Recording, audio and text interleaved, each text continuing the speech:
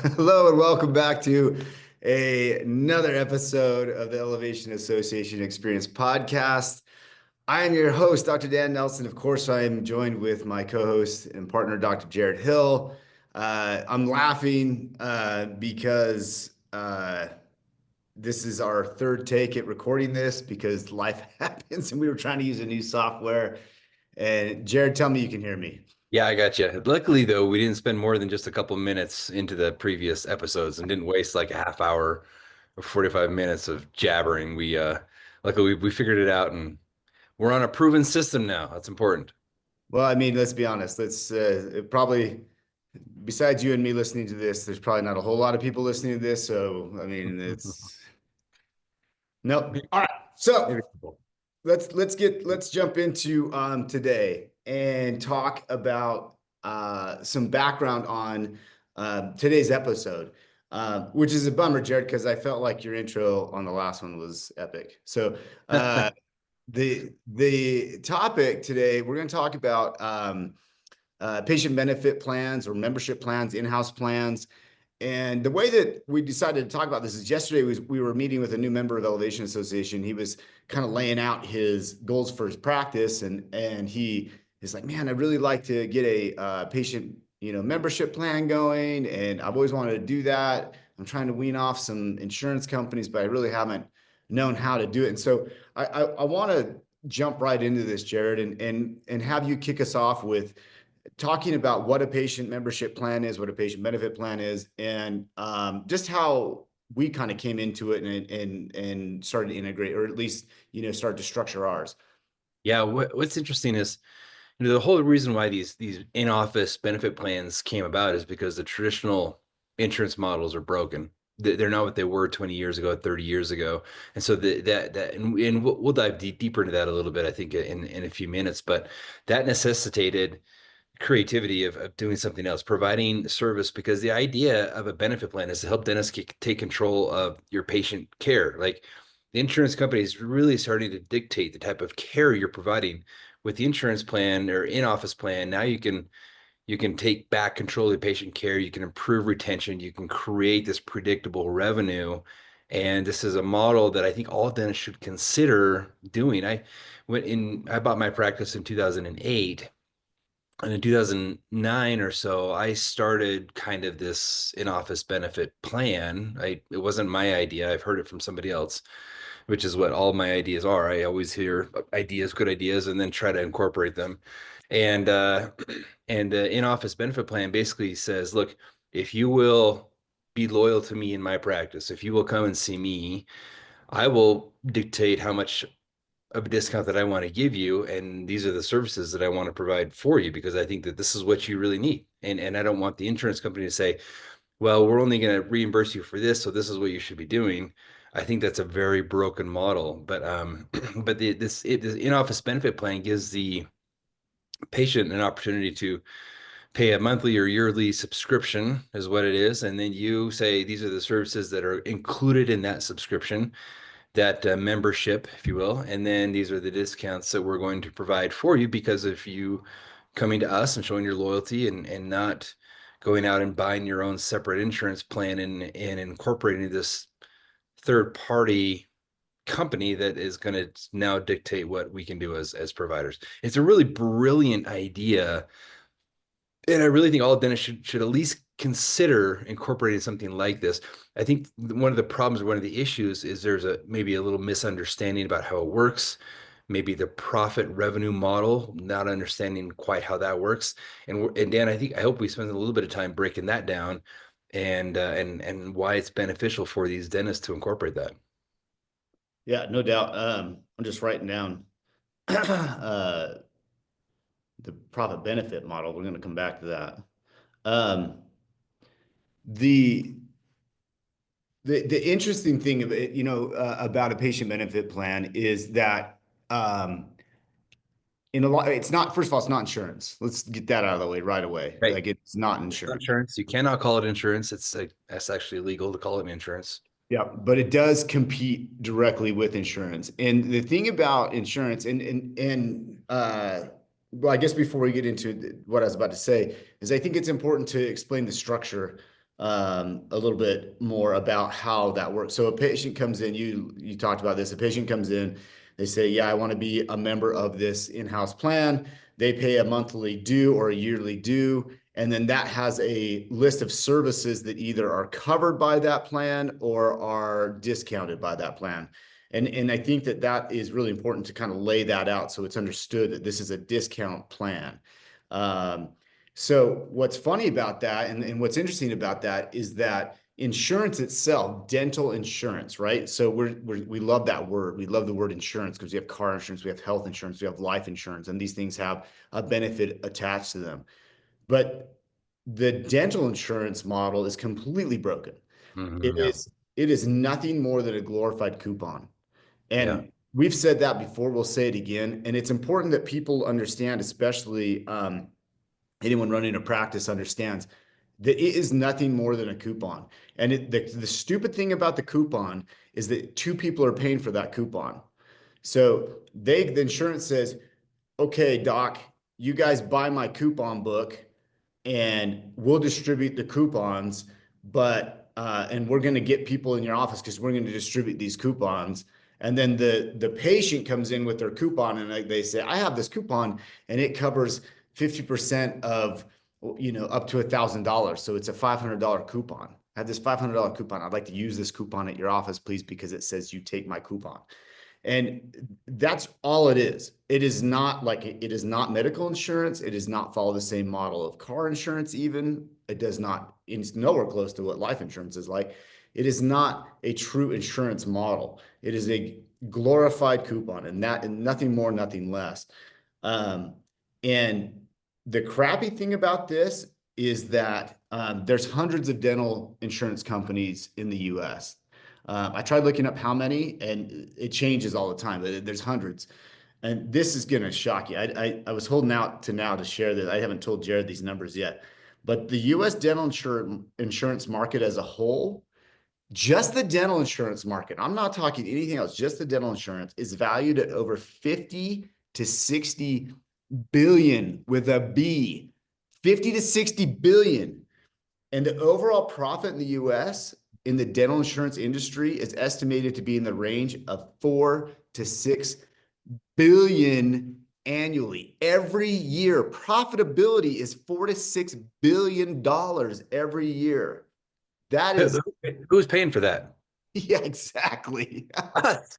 We're allowing them to do Y'all it. are. We're Us. paying for it, and the inpatients are paying for it. We're both buying into this thing. It's insane. And they keep finding ways to screw us over too. Not only, I mean, we all know about the low reimbursement rates or the lack of reimbursement rates. I mean, that's just not even that's obvious. I mean, they haven't raised that. They haven't raised really the coupon that the patients get as far as how much they will cover or how much they will help them out with.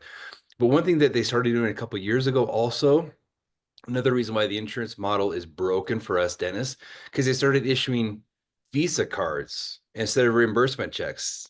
Hey, I hope you guys have thought about this, or maybe you've experienced this in your practice, but by issuing a Visa card instead of like a direct deposit or a check, the insurance company will hold on to the money longer. So they're earning interest on their funds before the dentist gets it. Two, it forces us to use their payment network, meaning the insurance companies partner with these financial institutes that do these Visa cards, and they often earn like these rebates or these transaction fees when the cards are used. So it's totally benefiting them. And then not only that, but if a dentist, if we don't like fully redeem the balance on the card, then it often will expire or there will be inactivity fees. And here's the worst part. And Dana, you and I have had a huge issue with these processing fees. Oh my When gosh. they issue us a reimbursement, when they issue us a money, when we use their Visa card, they're paying credit card, then we are paying the credit card processing fees to get our money from the dental insurance company. Yeah, It's insane. I can't even tell you how you know how they're improving or how they're getting $4 to $6 billion of profit is because these small little things are screwing us over. They're terrible, terrible partners. It's driving me nuts because it wasn't that way necessarily 20 or 30 years ago. I didn't feel like it anyways, but it has gotten worse and worse and worse to the point to where We have to come up with something else, and that's where this patient benefit plan, in-office plan, created out of necessity is really what it was. Totally. Yeah. And to piggyback on what you were just saying there, Jared, I've done this research on insurance because we're going to do an upcoming webinar about insurance companies and the impact of insurance companies on our practice. And, one of the things, on top of these data points that we've come up with, there's a whole lot of other information that's out there that is kind of shocking. I'm not going to dive into a ton of it today because we're talking more about patient benefit plans. But the deeper you get into this, the crazier it gets. And, one of the things, so to go back and to piggyback on what you were saying, there are some insurance companies that have not had a significant reimbursement increase, like reimbursement rate increase since 2004. It's now 2025. That was 21 years ago. So 21 years ago, you're telling me that inflation, costs haven't gone up. Come on, Price of eggs. Come on, you can't even afford to buy eggs anymore. we had a toilet paper crisis in that time, but Yeah, insurance seriously. rates haven't, reimbursement rates haven't come up. Uh, It's insane. So yeah, I think it's crazy. And the thing is like, on top of all that stuff, you still now have to go and fight the battle of like, oh, well, someone that's maybe advocating will come in and say, well, they bring you a lot of patients, and which is true. And I'm not going to debate that, but they sure. will also say, but oh, you can negotiate rates. Really? We practice in Idaho. There are certain companies that will not negotiate with us. Nope. It's not even on the table. They've Nope. straight out said, we do not negotiate. It's like a hostage situation, Yeah. they do not negotiate. And then if you do live in a state where they do negotiate, you have to hire a third party. You got to go through this rigmarole of, you know, coming back and forth on rates and who decides, ultimately that it's in the hands, you're asking that, oh, I'm just great and benevolent insurance company, please increase my rates. It's such a crazy thing. I didn't go to school for 10 years to go and beg some insurance company to pay me more. It's a crazy thing. It's super undignified, it's unprofessional, and it's ugly, and it's unnecessary. But so many times it's deemed necessary, right? Absolutely. Yeah, and that's where I think so we have this void, right? We have this system that's totally broken now with this insurance companies, these reimbursements. So that's where this in-office plan steps in place. And we've alluded to this a little bit, but what's great about this insurance plan is, or I'm sorry, it's not an insurance plan. This No. benefit plan is that you can set it up however you want to, right? You can charge whatever you want to, you can discount whatever you want to. There are models out there that are working as far as examples for you to use, but in your area, you decide what that is. And there's nothing right or wrong about what you do, but there are models out there that exist that you can follow or you can copy, then you can adjust it however you need to. Um, that's a great way to set it up. And we work with Boom Cloud with Jordan Comstock from Boom Cloud, which I think is as we're talking about maybe we ought to dive into talking about setting it up a little bit. If you're thinking about, hey, okay, I'm interested in possibly setting up this patient benefit plan, you can either keep track of it manually. You can have your front office, write down the patient's name, number, card, whatever. It's a lot of work. I'm going to tell you, don't do that. I'm going to tell you that it's too much work. You lose track, and it is. You're saying don't do the Excel spreadsheet. Is that Don't just do the Excel spreadsheet. It's an administrative burden that you don't need to pay for. I would go out and get a third party, go out and get Boom Cloud or some other third party that can help you set up a plan online, and then it's so much easier to keep track of. It renews automatically, and then Jordan from Boom Cloud has existing models that he's more than willing to share with you as far as pricing goes. oh, they're Typically, all over his website too. Yeah. yeah, typically you can do this, or this, and then you can sit down and decide it works for you. You can also, if you want to contact us, we'll happy to share our patient management plan with anybody as well. It's not perfect probably, but for us, it's working well, and it has been for the last, what have we been doing this 5-6 years now?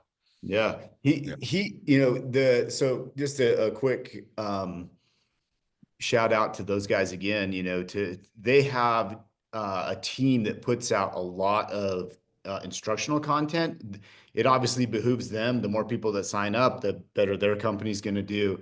And so they have a lot of free content on their social media pages, on their website, movingcloud.com, that you can go in, and they will take you step by step on how to set up a patient benefit plan or patient membership plan.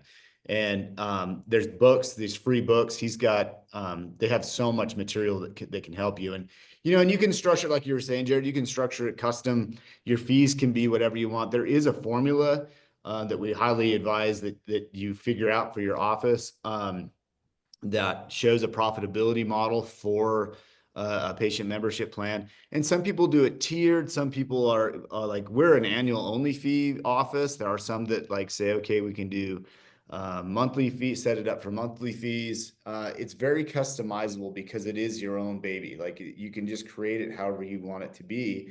But there is definitely a profitability model, and it is a mistake just to jump in and just throw some arbitrary number at it, because you can lose money at this if you do it wrong. So it's important to understand, like, hey, this has to be structured, set up the right way, and know what's in it. And so for us, just to kind of give everybody a little bit of a model of what ours looks like. So we have, again, it's an annual fee. And within that annual fee, you get all your preventative care covered. So that covers your exams twice a year, your cleanings twice a year, radiographs once a year, pano every 5 years. It takes care of, fluoride. And then everything, there's some stuff like CBCT, Invisalign, some of these other things are discounted at a different rate than some of the other things. But most of the stuff falls within a 20% discount. Now, the difference is if someone's a patient benefit or a patient, an in-house member plan member, is that when someone walks in the door, you go, oh, well, they're coming in, like we cover emergencies as well under ours. But what's cool about that is if they come in, you get to tell them, oh, no, this is covered by you're a member of our plan. You're a member here at our practice. Well, that comes with some perks. Your out of pocket today is very low. And I think that the coolest thing about this is when we started looking at our annual patient value. Were you surprised by that? I was completely surprised by I that. was shocked. I was shocked because if you don't track that data, that's a KPI. We've had several discussions on KPI or key performance indicators that you need to be tracking and following. That is one of the most, if not the most important KPI, because that will help you make so many decisions. I was shocked. Matter of fact, when I started the patient benefit plan in 2008, 2009, I wasn't tracking that. I didn't know my annual patient value. I didn't know what that entailed. And I made an emotionally based decision to stop the plan because I thought, oh man, why am I discounting services? Because I wasn't offering it to people who have insurance, because this is for people who don't have insurance.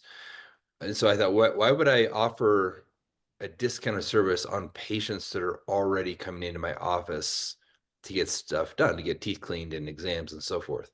Which initially that sounds right. But if you think about this model, and once we started to follow this and realize that our patient benefit plan was almost twice as valuable as a regular cash patient, it's because of the Amazon model. You have a membership now. If you've got a membership, you're going to use the benefits. So those people who are signed up for our patient benefit plan would get more treatment done. They didn't see it lowers a barrier to getting treatment done because they're now getting a benefit, and that increases the value of them. Plus you're getting the care that they need, without having to, a lot of times like your cash patients want to negotiate a price with you anyway. So how, can we get a discount because of this? Well, here I'm now you can say, like Dan said, oh, you're on the patient benefit plan. This is a no-brainer. You get 20% off. I mean, if you're going to do one of these, we're going to do both of them. You're going to get a huge discount, still less than what an insurance company would force you to discount your price at, way lower. Plus, not to jump ahead, but their annual fee or monthly fee is going to come back in as recurring revenue. So you're writing off even less than 20%.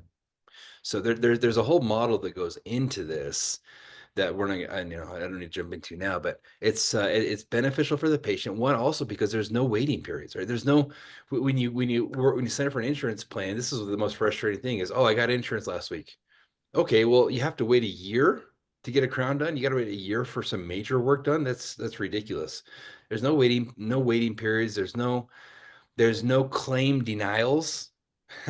How frustrating is this working with, and the insurance company keeps changing their mind on what they're going to reimburse you for or not reimburse them for. Oh, there's no displaced two structure. Never mind, there's 7 cracks or fractures coming out of this thing. This thing is an avalanche waiting to fall and break, but we're not going to do it until it's actually broken. I mean, this is ridiculous. The transparent pricing, like they know exactly. We don't have to be like, oh, we're going to submit this to your insurance and see what they cover, see what they don't cover. They know exactly what they're going to cost. Here's your benefit. Here's your discount. This is what you need to pay at time of service.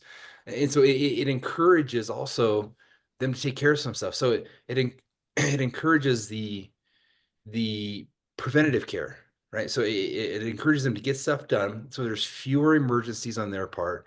It's a huge, huge benefit for the patients that they won't see it as because they don't have insurance. But you have to be able to learn how to talk about these things in front of the patient as well. Well, and I love you're getting into the psychology of it because that's a huge component. We've all dealt with the insurance minded patient, right? And what do they always say? Well, does my insurance cover that? My insurance cover it? Does my insurance cover that? I And don't it, know. You guess as good as mine. yeah, your coupon is pretty much gone, and so that sucks. And if you're like, oh, you know what, you have, yes, your insurance covers it, but no, you don't have any benefit left.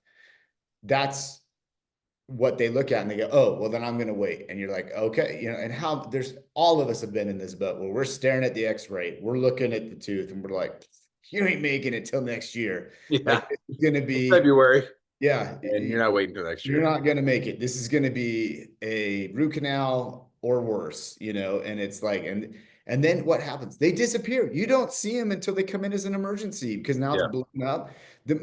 I think the funniest story I have about this, Jared, I don't know if you remember this patient. They live in California now, but it was probably going on 8 years ago, 7, 8 years ago. She came in, she had a broken tooth. She came in on an emergency. I remember it really well. She was a broken number 31.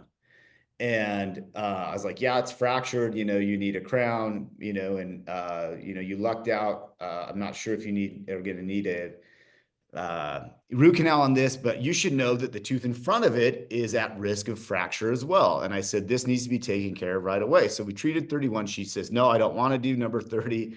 I'll just roll the dice. And I said, okay, it's pretty back. It could literally break tomorrow. I said, I always say the same stupid thing to patients. I say, my crystal ball is broken. It could break today, or it could break in 10 years. I don't know. It broke the next day. I was like, Yeah. Nostradamus. I was feeling it, right? And so she called the next day. I'd seen her on a Saturday. She literally called on Sunday and was like, yeah, you're right. It broke. And it was like, and when it broke clean through and she lost the tooth. Hmm. Uh, had we mitigated that day, it would have been different, but her insurance wouldn't cover it. And Yeah. so it was like, I'm out of benefits, so I'm not going to do it. And the psychology is there. And everybody that's been in practice for more than 30 days has seen that insurance mindset, right? Of like, oh, well, I'm not going to do it. Where the patient benefit mindset unlocks that. And we see that happen because they're like, oh, I have an unlimited benefit. There's no cap on my benefit. I can get stuff done. We've seen it over and over again where if it's, they have two things that need to get taken care of. They're like, I only have to get numb once. Okay, absolutely. I'm going to do that. So I could just take care of both of them now and I still get the discount. Yep, you're good to go. They're like, okay, I'm down. Where they don't have that insurance, tug of war in their mind of like, oh, maybe I'll just roll the dice and it'll be okay, And so there is really that psychological component that I love when you have someone that has a benefit. It's the add to cart mindset. I know when I'm on Amazon, I'm like, ooh, Prime, and I'm like, oh, I probably need that too. So it is a little bit of a consumer mindset, certainly an Amazon mindset, but we love that we can tap into that and unlock people's, I guess, inhibition or trap that they fall into with insurance. Yeah, absolutely. The benefit for the patient It's a no-brainer. This is for their overall care. If you want to, if you're concerned about, if you're concerned about taking care of your patients and want to do comprehensive care for them, this is the way to go. This is the way to encourage them to take care of those things. Like you said, this preventative care rather than this sort of emergency care. And then overall care too, as far as it encourages them to stay on track, period, encourages loyalty and so forth. How about the benefits for the dentist? And what kind of benefit does the patient benefit plan or an in-office plan have for the practitioner? Well, and yeah, I mean, I think that's something that we need to touch on, and it's you talked about the recurring revenue model, which is a huge thing, and that's something that dental offices traditionally have not done well. We're usually um, provide a service, get paid for the service. There's no really recurring. Usually, we're cash flowing recurring the other way. We're usually paying off we bought something and we're paying off something, or we're going to buy something, and so cash flow goes the other way, and so it's nice to have recurring revenue coming in that's constant, and you can kind of look at this like a gym membership in some ways. I hate to compare it to a gym membership, but the, you are now incentivizing your patients to come in, right? But if they don't come in, you're still going to get paid on that. What I like about it is we really push, we really want those patients to come in because they have that benefit of exams, cleanings, radiographs that's covered. And that obviously, the more people that you get in your office for preventative care, more exams you do, the more stuff you get just by the nature of it, you're going to find more things. That in turn produces more workflow into the doc schedule. So you've incentivized your patients to come in routinely. And now through that, you're generating more revenue by way of normal work. This is assuming that you are, of course, ethical and treating patients like family, and you're doing the things that the vast majority, I think, docs do. But just by nature of it, you're going to increase that. And then if you look at, so going back to this idea of annual patient value. So at our office, the order of value is a annual patient value for an insurance. We only take one insurance company, and those patients are the bottom. And then the next tier up, I thought would be the patient benefit plan patients, but it's not. It's cash patients. And then by a big jump, almost double what the insurance annual patient value is the patient benefit model, which is, like I say, almost twice as much. So those patients, what they spend in your office is typically almost twice as much as what you would get insurance. And part of that is because you know exactly what you're writing off with your patient benefit model, right? You know, whatever you set that discount to, that you're going to be writing that off. And with insurance companies, especially if you're an office that takes a lot of them, by the way, let's go back to this whole one of our commandments, right, at EA is thou shalt not adjust your fees to match that of reimbursement rates from insurance companies. Do not do that. Don't do that. Do not let your front desk do that. If you do that, you cannot see what you're writing off or what your potential loss is because of those insurance companies. You don't know their impact at your office because you have no way to gauge how much you're discounting. So, but if you, let's say you're not doing that, and now I can look, oh my gosh, on certain procedures. I know you and I, Jared, threw up in our mouths a little bit when we looked at one company that we were with, insurance company we were with a few years ago, and found out that we were losing money on preventative care. The reimbursement rates were so low, we were losing money just to have someone come in and get a cleaning, x-rays, and et cetera. And it wasn't like it was a great loss leader either. It was just, we were just losing money to then go and treat them and take a 56% write-off loss on the treatment we were performing after that. So, Which, after paying lab fees and the rest of your overhead costs, you come out net zero, yeah, essentially, or yeah. worse, I negative. remember you did that case. It was a big bridge, Yeah. or it was multiple bridges, It was and an you implant threw, bridge. that's what it was. It was an implant bridge, and you threw the end of day sheet to me and said, "Look at that." He said, "We made $0 on that Yeah. after lab fees. We literally made $0. I just did it for free."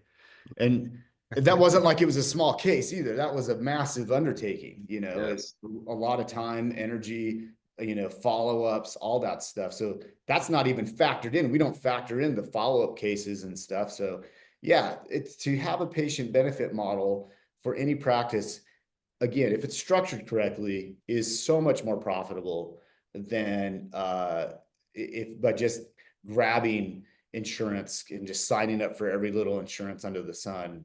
And the other thing is there's a lot of fear in there.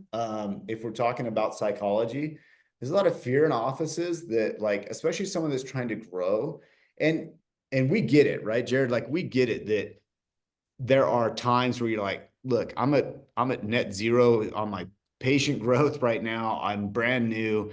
And, maybe that's what has to happen for the first little bit is, yeah, you've got to sign up for an insurance company or two. But to go whole hog and just be like, yeah, I'll take anything that knocks on my door is a mistake. And we see that a lot.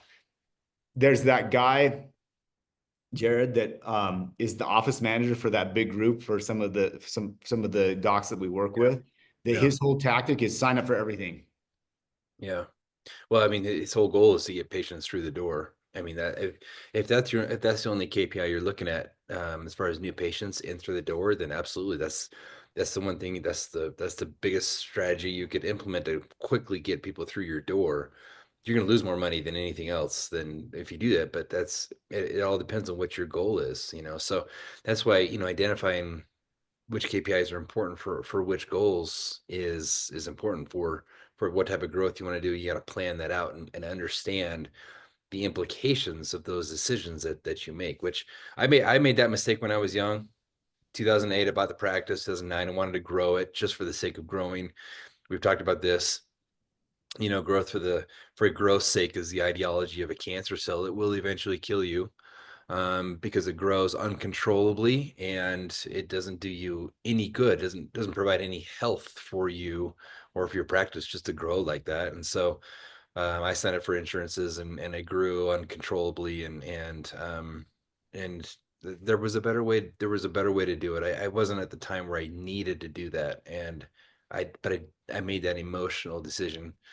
Uh, well, that was a while ago. I've learned a lot since then. That's part of the reason why we exist also, is to help people understand the implications of those decisions. If you want to provide that type of care for patients, then that's up to you. It's totally fine. I just want you to make sure you go into that knowing and understanding what that means, all the implications of that decision. Um, and then, about the in-office plan as well, regarding the implications of signing up for an in-office plan. You may be thinking, oh, but I'm writing off whatever percent, 20% of all of my things. We've talked about the psychology of the patients accepting more treatment, doing more treatment, but also, if you should do some simple math on just the recurring revenue as well. We talked about this briefly. Generally speaking, I think patient benefit plans or in-office plans are charging about $500 a year, 500, 600, Depends somewhere on the around area, the office, what their fee there. Yeah, schedule is. 400, 700.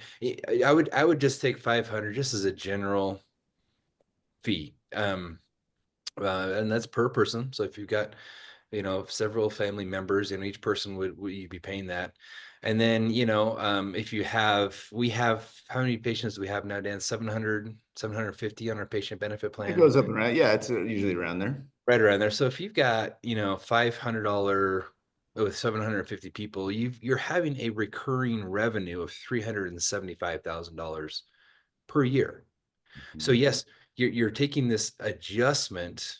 This is why it's hard to measure the exact value, because you're writing off a percentage. We're writing off 20% of what we do. But one, would the patient do that if they didn't have this benefit? Probably not, unless it's an emergency, really.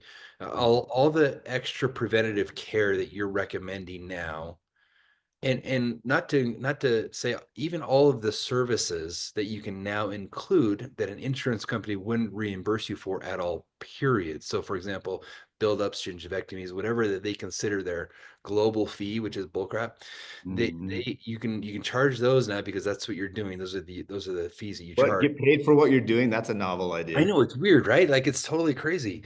And so you're getting that, and then you're adding this 375,000 back into your revenue stream. and your write-off actually is more like 10%, 8%, which Mhm. that's something I can live with. Honestly, I'm happy to give that discount for my patients. I'm choosing the services that I'm providing that I think that they should get, and they are taking care of stuff in a timely manner, in a way that is more beneficial for them.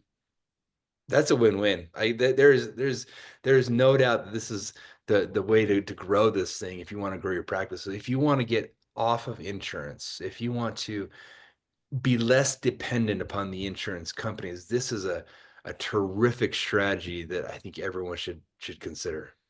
Yeah, I want to transition into some of the pitfalls and Mm. things that can happen with this. But before I do that, I want to kind of talk a little bit about. So before I was became a dentist, I was making my way through college as a contractor.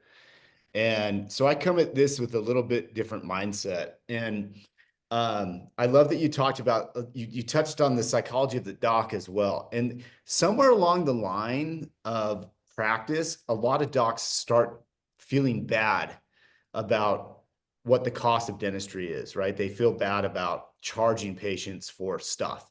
And, whether, like you said, whether it's a gingivectomy or whether it's a buildup or, and so they'll just be like, oh, well, they don't feel bad because they're conditioned via insurance companies that, oh, well, that's included in the global fee. So when you charge a crown, included in that crown fee is now your buildup fee, your gingivectomy, maybe some other stuff that you've done. Maybe it's a pulp cap, whatever.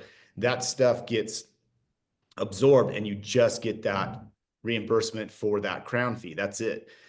And it's funny because I don't know why docs feel bad. They're like, oh, I just feel bad. How many times have we talked to someone like, oh, I just feel bad charging that? And I'm like, why? When I was a contractor, when I set out a bid, I would give somebody a bid and I would go and like, we'd like, all right, you're going to build this thing. We're like, yep. I didn't go, you know what? I'm just going to add on some stuff because I feel bad. I'm not going to charge you for the lumber. I'm just going to, I'm not going to charge you for the pump that we just installed or, whatever. Never in my mind was I like, yeah, I feel good about that. Partly because it was manual labor and we were working our butts off. But it's analogous to going to a restaurant. I have never walked into a restaurant and gone, I'd like to order this entree and I'm going to have this drink and oh, I'd like to, at the end of it, I'm like, I think I'd like a dessert as well. And then got the bill and go, oh, wait a minute. I only want to pay for the entree. You know, can you just absorb the drink and the dessert into the entree fee there? Because that seems like right. Nobody in their right mind does that. And then, and sure, it's like the restaurant's not going to be like, oh, you're mad? Okay, it's okay. We're going to absorb that in there. It's the craziest model. We fought and we get used to it, and so all of a sudden it becomes okay, and we Mm. just accept it. It's like, oh well, it is what it is. But this idea of actually getting paid for what we do, all of a sudden we become like we're conditioned to feel bad about it. And at no point, if you start to feel bad, turn it the other way and look at your student debt. All of a sudden you won't feel so bad. You'll be like, oh yeah, that's right. I'm a bajillion dollars in debt. So now it's okay. I get it. This is why we have to pay for this stuff. I'm Um, going to blame the insurance companies on that, oh, because totally. they're like, oh, you can't. I mean, we're not going to reimburse you for a gingivectomy. Then all of a sudden you think, should I be doing this? Maybe I shouldn't be charging for the gingivectomy. Exactly. We're not going to reimburse you for, you shouldn't have done that. We're not going to reimburse you for that. Then you start They to shame you for question doing your yourself. job. They shame you for doing your job. It's Frustrating.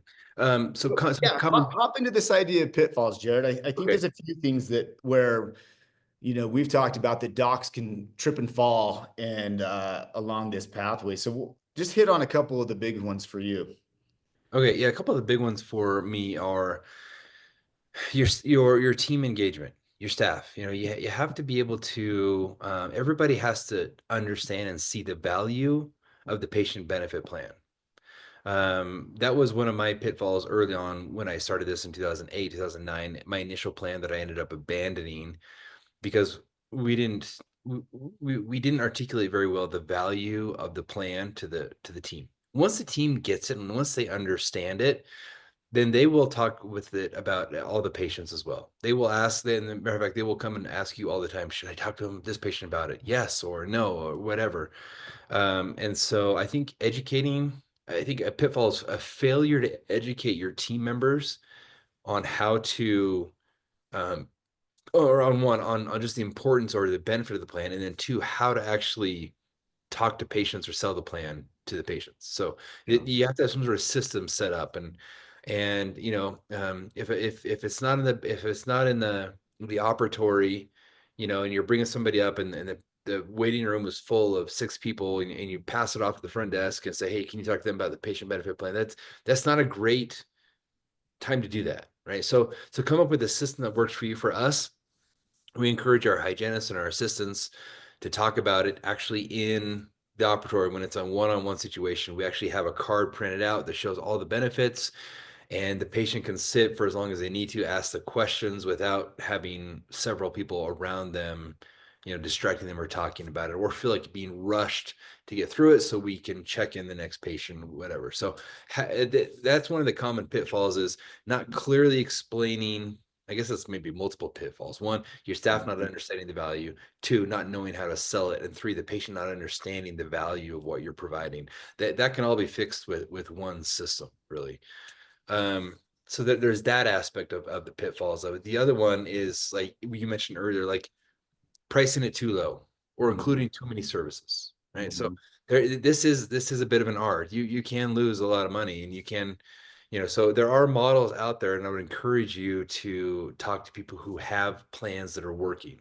Ones that are, we've had our plan now for 6 years or so, and it's working. Like we're keeping it. In fact, our avatar, our ideal patient is this patient benefit plan patient. And so we can share with you what works for us and then evaluate where you are in your area. But if you price it too low, you're probably gonna feel it. So you got to figure out what your services you're going to include and which ones you're going to discount or not discount. Yeah, and Uh, I think that the other pitfall that you touched on earlier, Jared, was if you're really small, if you're a small practice and you have this really small amount of patient, first of all, if you should be looking to scale this program, right? Like it should be something that you're trying to get to grow and hopefully be able to move a percentage of your practice into that model and away from insurance. That's, obviously the whole point of all this.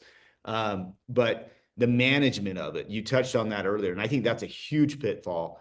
yeah, And our whole thing is trying to get offices to work smarter, not harder, yeah, and become more profitable via doing it that way. And this is something that if you've got, I mean, we've talked to offices like, oh yeah, my office manager keeps an Excel spreadsheet. Oh my gosh, stop right there. That's yeah. not good. That's too Like much work. that's just exactly that there's no reason not to hire a third party. Again, we use Boom Cloud. They take so much off the table for us. It's easy to track. We can look at who's new, they renew. We don't have to worry about payment or any of that stuff. And so again, if you're messing around with that stuff, you're not focusing on the more important parts of the dental office for the doc, and that's actually treating patients, right? So don't get sucked into that idea of like, oh, well, we can manage this via an Excel spreadsheet. That's a pitfall, and it's a mistake. Because there's too many things, variables within that, unless you have someone that is dedicated to that thing every day. But then what are you pulling them away from to go manage that? So again, I think that that's an easy pitfall to fix, but it is one that happens. Any other thoughts on pitfalls, Jared?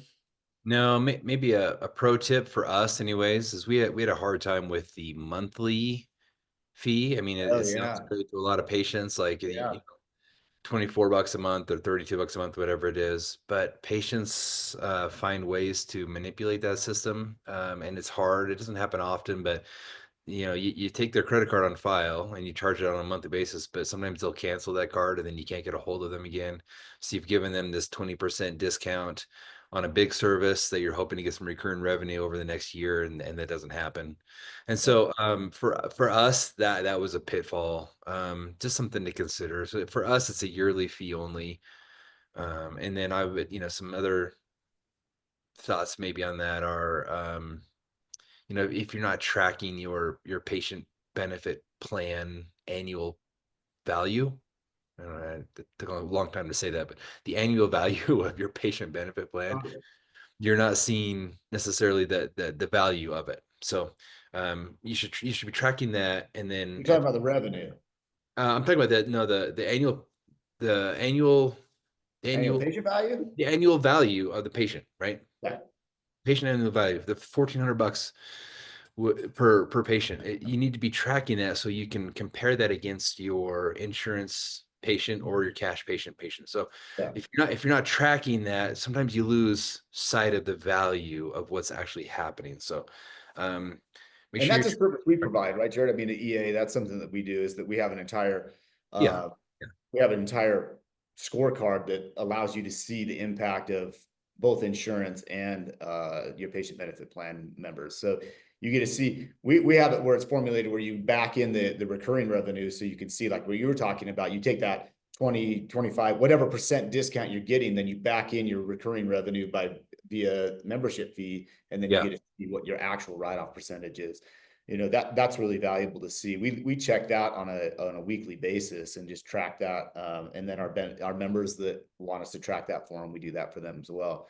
I Yeah, I think think that's a common valuable. pitfall because Yeah, totally. if you're not tracking that, then you fall into emotionally based decisions. Yeah, because you don't really know. You're like, seems like it's working okay. Is it though? or or the opposite, like, oh man, why are we still doing this? Why are we still offering this discount? I don't, maybe we should stop this, when in actuality you shouldn't. You should push forward, full pedal to the metal. Like, this should be the area you should focus your growth on. So just those are maybe the common pitfalls that I see. Overall, we love an in-office benefit plan, and I think that's going to be a key moving forward for every dental office who wants to focus on sustainable growth and a predictable revenue model moving forward. I think this is going to be something that everyone's going to want to consider. I think that's going to be the next big thing in DSOs too, Jared, just to kind of wrap this whole thing up, bring all the thoughts to an end. But I think that you're going to see that corporate and DSOs are really going to start to push this, because we know that the current rate of operating costs, and the rate of insurance reimbursement is not keeping up with those costs. So it's becoming an unsustainable model for most practices. And DSOs are so good at optimization. There's no way that they don't start pushing this. The investors are going to demand that they do something like this. It's inevitable. And so if we can get ahead, if you're a private practice owner and you can jump ahead in this, really do think it's going to be the next wave of revenue building in dentistry in the corporate and DSO world. We're going to see this happening. So get ahead of it. We love our patient benefit plan. Again, we love Boom Cloud and what they offer. Boom Cloud doesn't pay us at all. We just love them, and so we highly advise everyone listening to this to go check them out. And then, of course, if you have questions about this, we would love to talk to anybody. You don't have to be an EA member to talk to us about this stuff. We're happy to help anybody that has a question. Just call us up. Our numbers are, you can contact the owners directly. That's something that we hang our hat on. And that is something that we feel really strongly about, is that that we can talk to anybody that wants to chat. We love this stuff. Obviously, we have a podcast about it. So, contact Ryan, Jared, or myself, and we would love to chat. You can hit us up on our website. You can hit us up on Facebook, on Instagram, wherever you want. Any parting thoughts, Jared?